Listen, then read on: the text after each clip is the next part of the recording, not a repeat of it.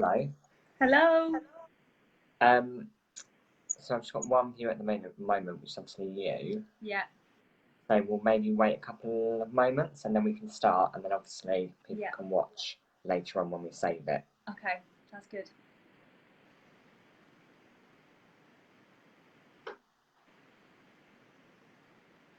Um,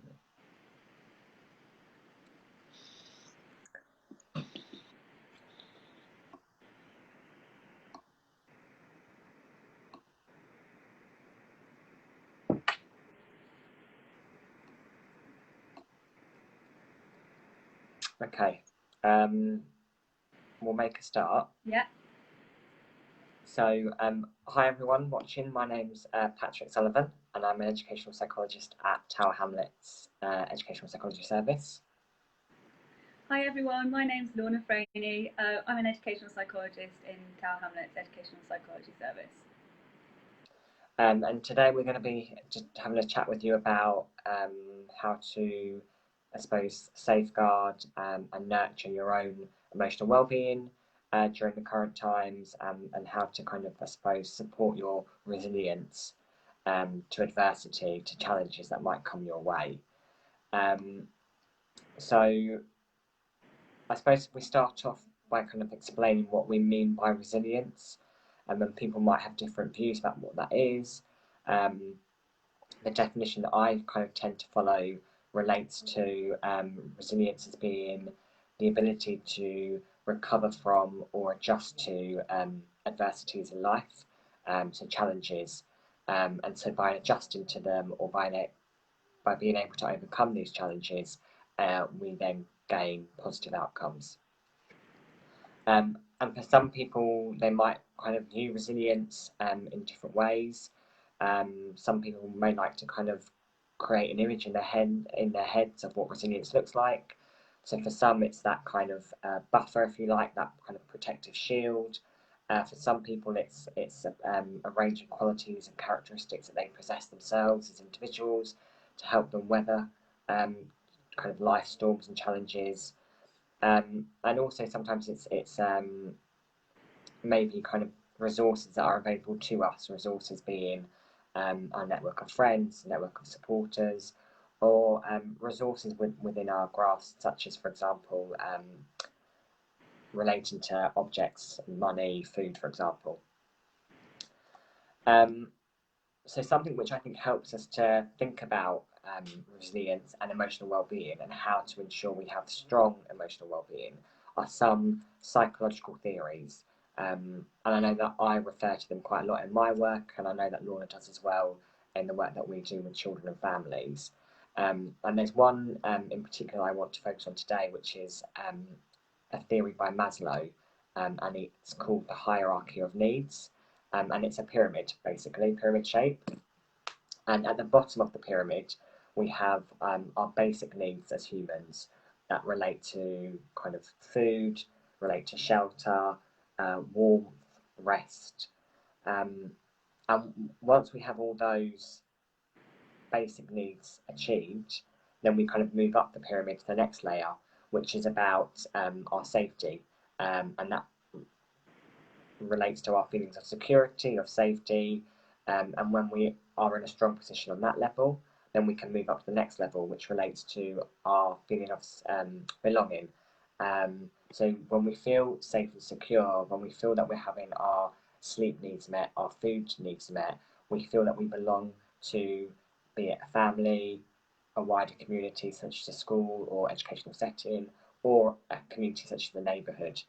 And if we don't have those basic needs being met, if we don't have those safety needs being met, and they're somewhat being questioned, how can we feel a sense of belonging to a community? Because it's almost saying, well, if I don't feel safe and secure within this neighbourhood, I'm not going to feel like I belong to the neighbourhood. I almost feel like an outsider. So we can see how those basic fundamental steps of the pyramid relating to physiological basic needs and safety needs help us feel connected to the wider community. And when we feel connected to the wider community, this helps our overall self-esteem and feeling of self-worth. And that belongingness, that sense of connection, and that self-esteem, those two components of the pyramid relate to our psychological needs. And when we feel somewhat strong in those elements, we then get to the top of the pyramid, which is where we're able to learn, to learn from our mistakes, to learn from a range of opportunities, but also strongly be able to respond to the needs of others. So at the top of the pyramid, we call it self-actualization, and we're able to recognize our own talents, recognize our own strengths, and use them to overcome certain challenges. And when we maybe don't possess the particular strength or skill base to overcome a particular challenge, we can kind of see and refer to maybe other people. So I myself might not have the skill set, for example, to overcome an issue within my flat in regards to, I don't know, plumbing, but being able to self-actualize means, okay, I can't do that myself, but which type of person do I know of that will possess these skills? So I suppose whilst we normally refer to this pyramid and this theory to sometimes children and young people we interact with, it's relevant to all individuals as adults as well. And so we're discussing it with you today for parents, for carers, because it's about you becoming in tune, if you like, with your own pyramid and where you are within your own pyramid. Sometimes when we're trying to meet the needs of others, we forego our own needs. But if we are foregoing our own needs, we run the risk of actually not meeting the needs of others quite efficiently.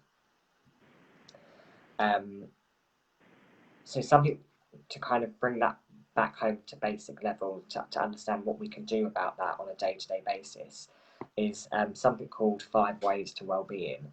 And you can Google this, so 5 Ways to Wellbeing, and it will be linked to, for example, the NHS website, which refers to this.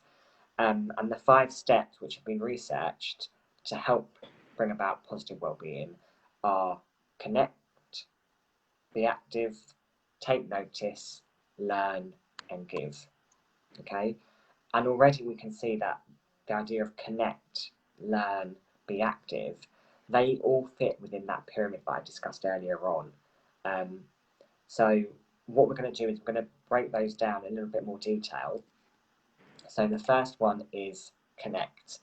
And when we talk about connect, there's strong evidence that when we as individuals feel close to and valued by other people, we're able then to contribute more positively to the wider community. That feeling of being listened to, of being valued, is really important because it helps our overall feeling of self-worth and self-esteem.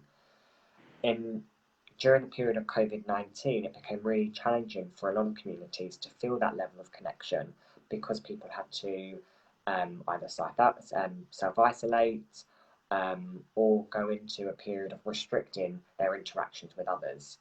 And so we needed to find other ways to connect with one another, be it through social media, be it through kind of writing letters, phone calls, etc.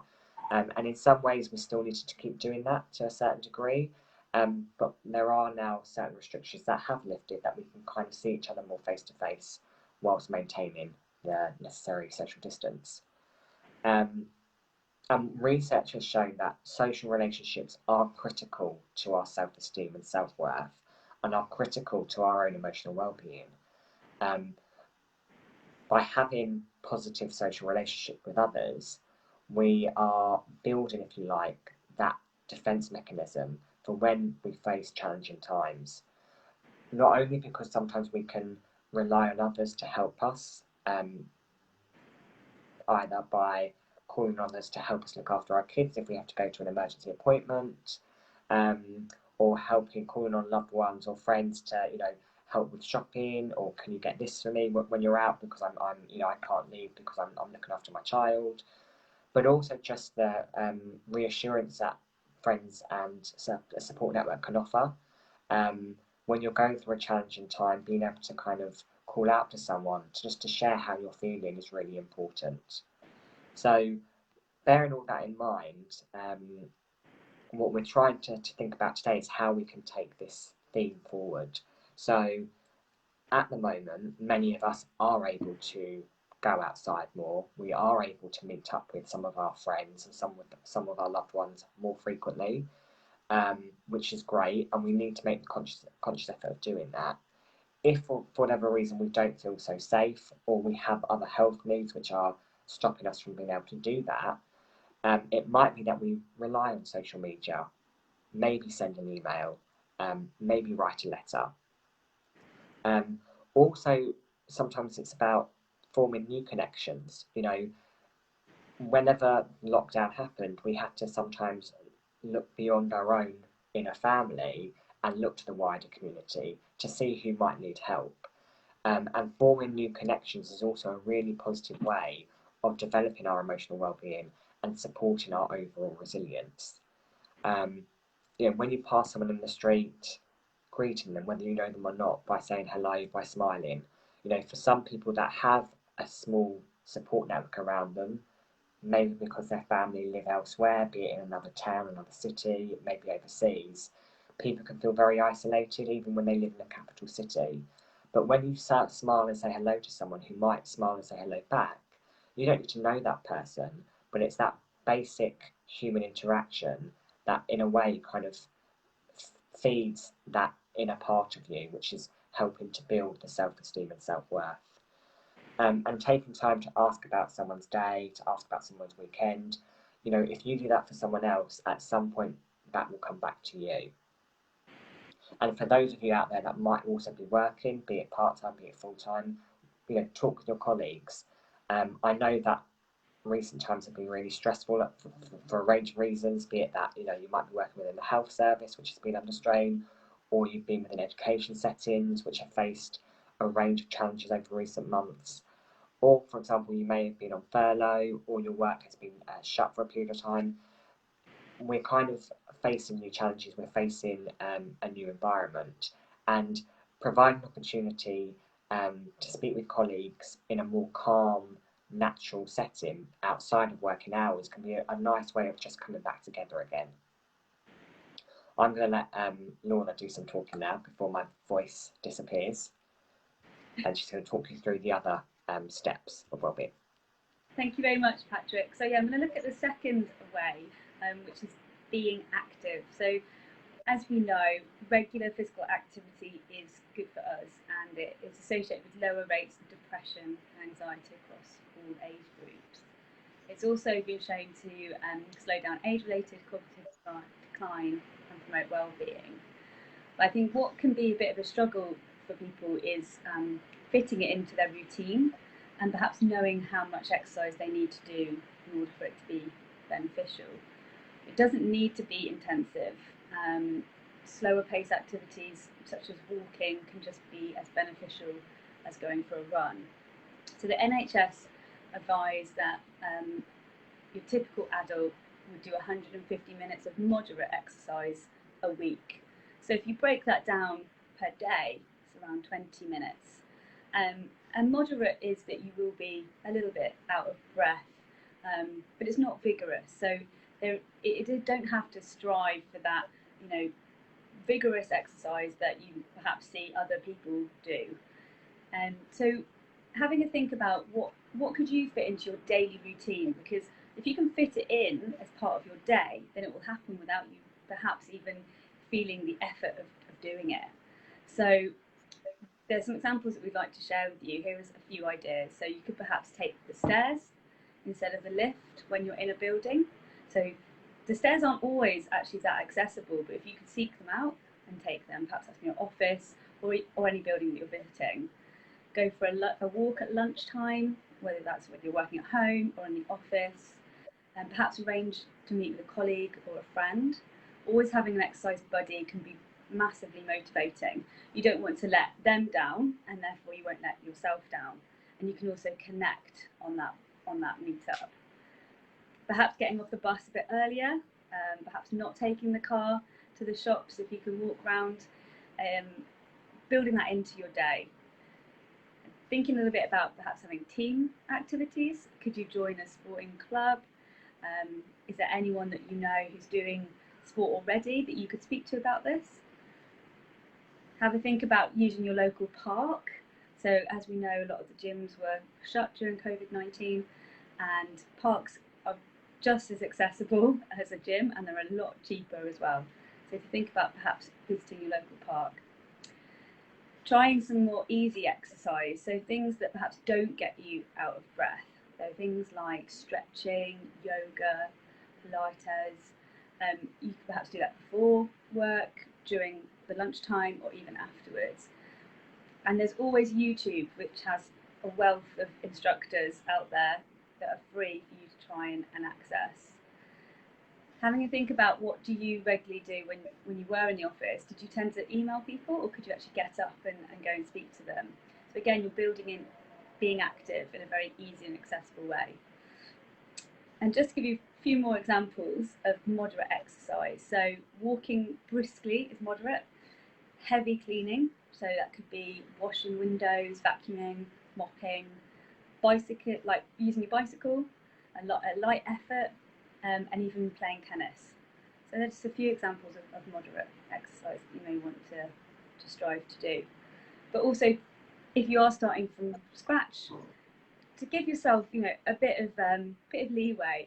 Take it easy. Don't go full throttle from the word get-go. And also expect that if you haven't been exercising, that there will be some muscle soreness the following day. That's perfectly normal, and just to keep trying with it, it will get less and less as you go along. So the third way that I want to now look at is taking notice. So taking notice is also linked to the idea of mindfulness, and mindfulness can be formal and informal. So I'm just going to look at some of the informal ways that you can take notice. So studies have shown that being aware of what is taking place in the present moment can directly enhance your well-being and can help you reaffirm life priorities and can help you manage stress. So having a heightened awareness enhances your self-understanding and perhaps allows you to make positive choices to situations that come your way. So you're responding to a situation as opposed to reacting.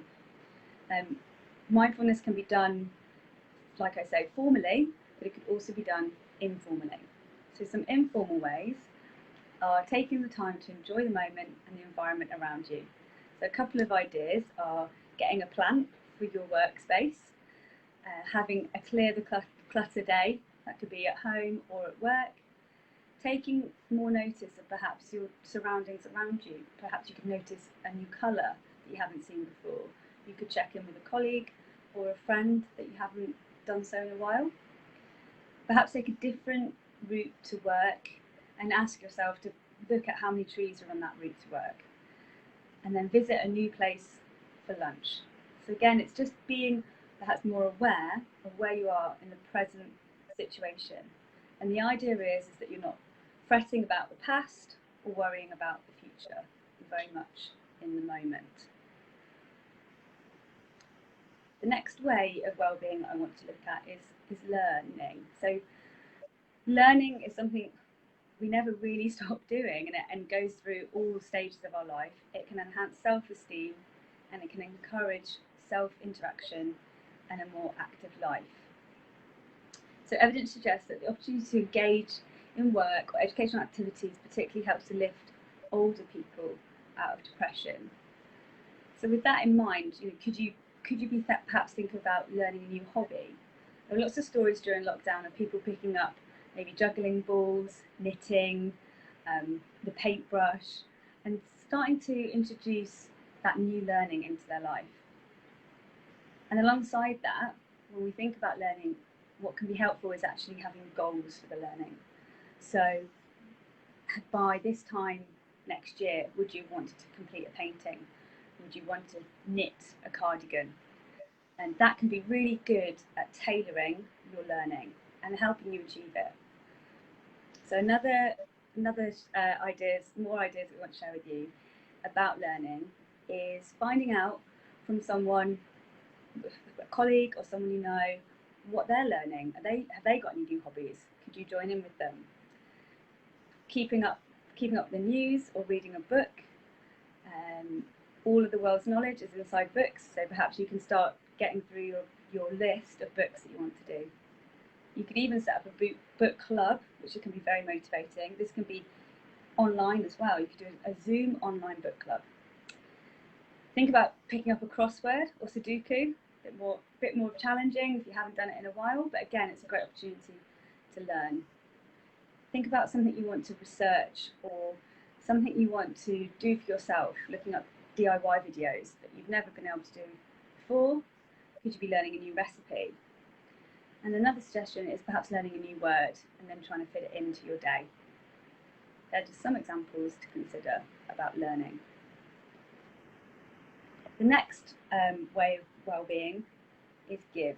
So what we've both found and what we'd like to share with you is that participation in social and community life has attracted a lot of attention in the field of well-being research.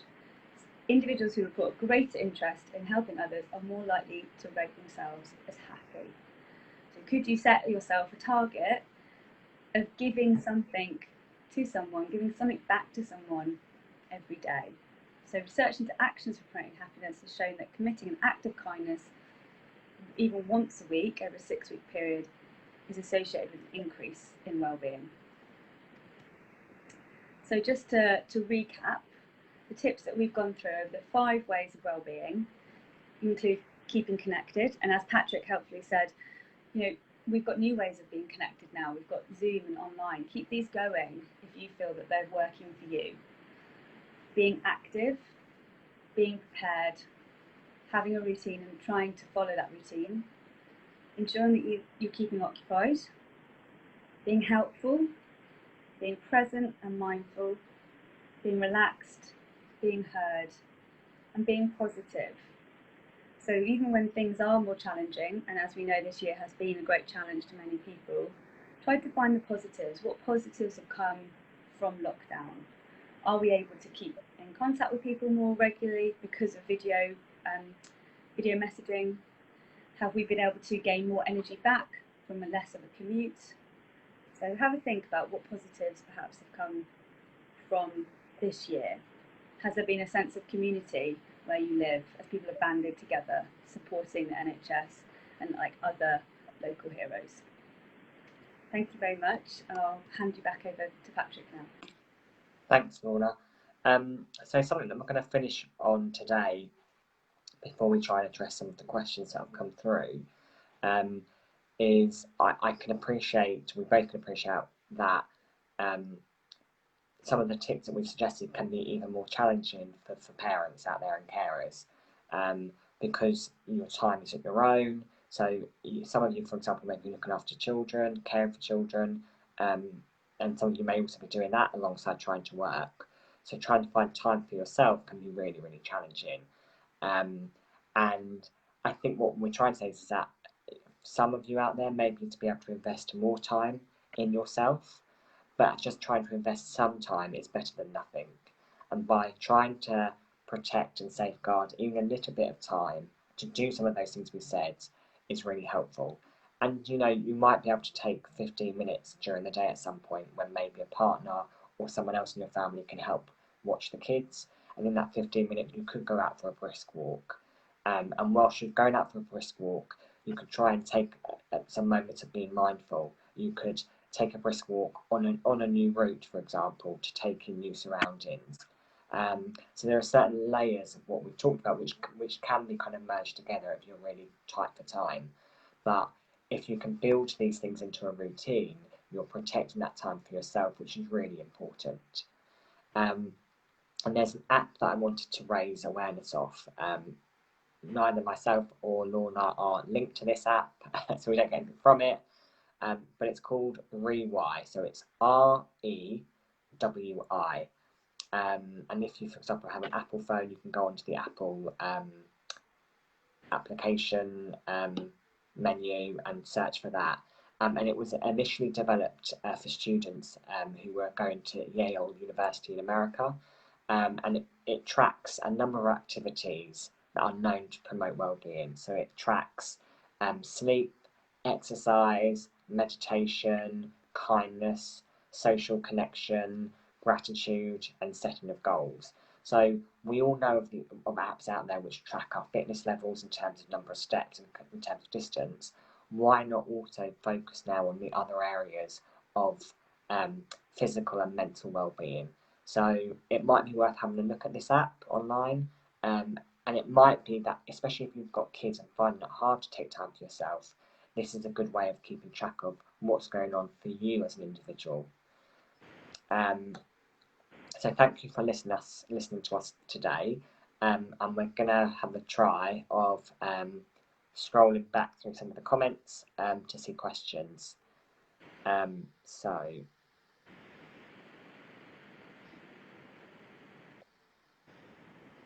the question was, how do we split our roles as mum and dad to reduce bickering, and how to avoid arguments in front of the baby? So I suppose first of all it's important to, understand that as humans we have different emotions, and experiencing different emotions is normal. Experiencing happiness, sadness, anger, excitement, frustration, these are all normal and these are all acceptable. It's not wrong to feel anger, it's not wrong to feel frustration, but how we present it is the theme that which we need to look at, if you like, which is I suppose what you're saying there when you're saying about trying to avoid arguments in front of the baby. Recognising maybe what's led to this frustration and this period of maybe not being in sync will help us understand where we can go differently in the future.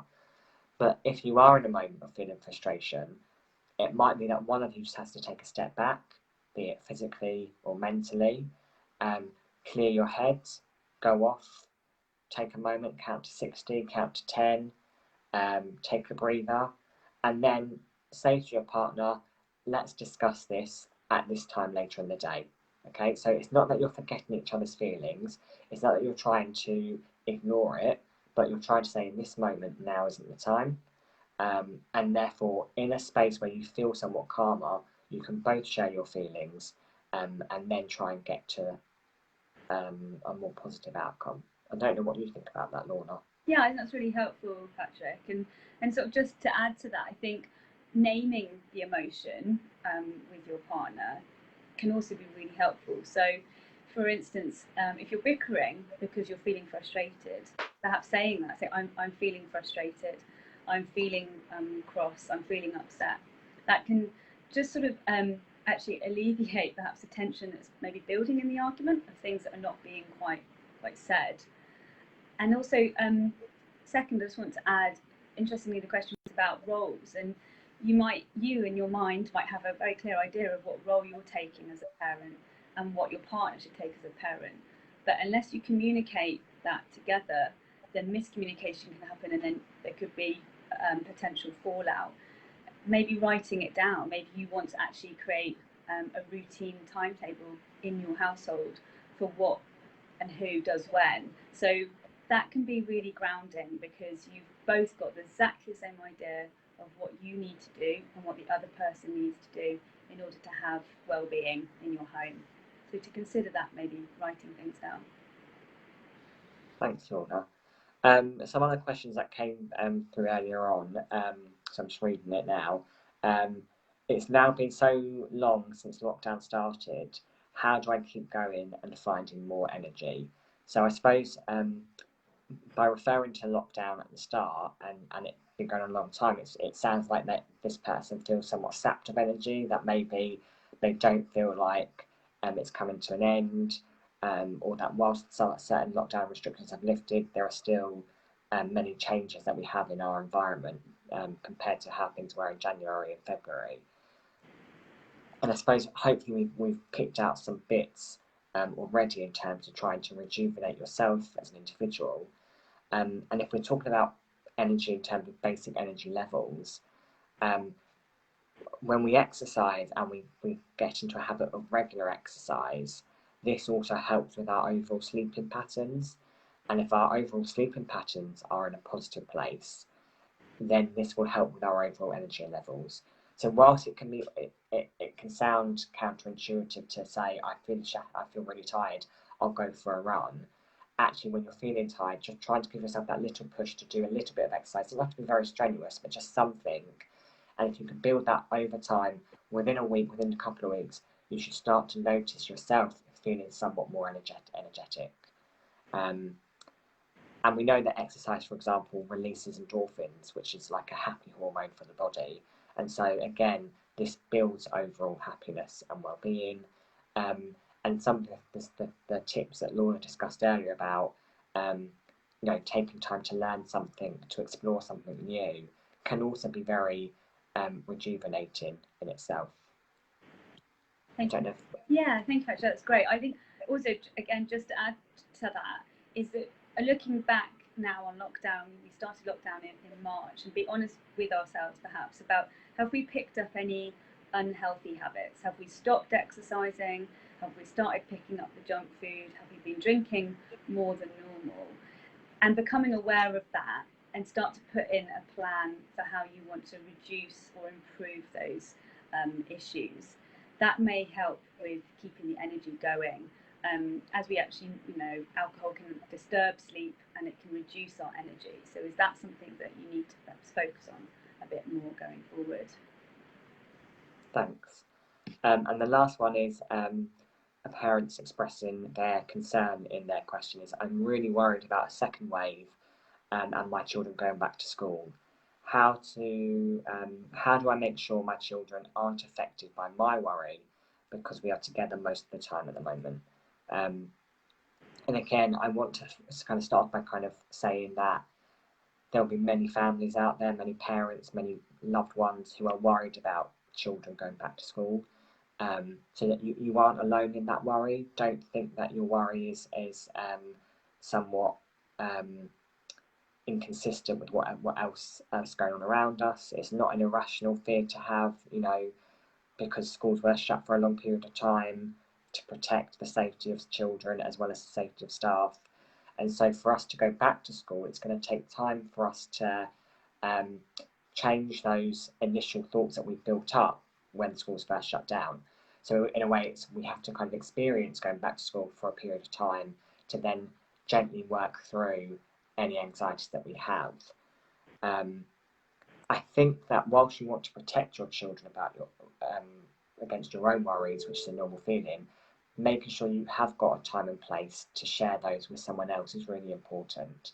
So whilst you might want to share them in front of your children, find a space, be it with your partner, be it with a family member, with a friend, just to express your fears. But also, I suppose, to try and counteract some of the more negative feelings is also bringing some positive alternative thoughts. So think about all the positive factors which come from children being in school, in terms of them having time with their friends, them having time to learn, so that any fears that you are having, you're also balancing that against the positives as well. And I think that it's important to be aware that, school staff are professional, and they're taking the return to school very seriously. They're following all the guidance. And at some point, children will be going back to school. It's going to be part of a normal life again. And I think it's just you take each day as it comes until you feel in a more safe space, if that makes sense, mentally. Yeah, that's great, Patrick. And I think just to add to that, we don't have control over COVID-19 at the moment, but there are things that we can do to manage it, and reminding yourself that schools, as you've said, Patrick, will be doing their very best to follow all the guidelines, and there are things that you can do as well as a family to ensure your safety as much as possible, and things like cleansing, being really regular with washing your hands. That's been proven to reduce the rate of infection, and social distancing as well, as much as possible, and wearing a mask when need be. All those things can really help you manage the situation. Thank you. So that's all the questions we have that were sent in kind of at the start, but we know that people might watch this video at a later date, and so they might want to post other questions, and myself and Lorna will be we've created some slides, some PowerPoint slides for this, so we're going to share some of those notes, if you like, on the play group or the Playrooms page. And if there are any questions that come through, we can try and answer those later on. Lorna and I are also coming back next Wednesday at 3 o'clock to talk about well-being and resilience for children and young people. So again, there'll be similar themes which come up, but we'll try and tailor that to think about how you support your kids with those themes. Thanks for joining us today, and for those that are going to watch later, we hope it's been helpful, and we look forward to seeing you next week. Thank you, everyone. Have a good afternoon. Bye-bye. Bye-bye.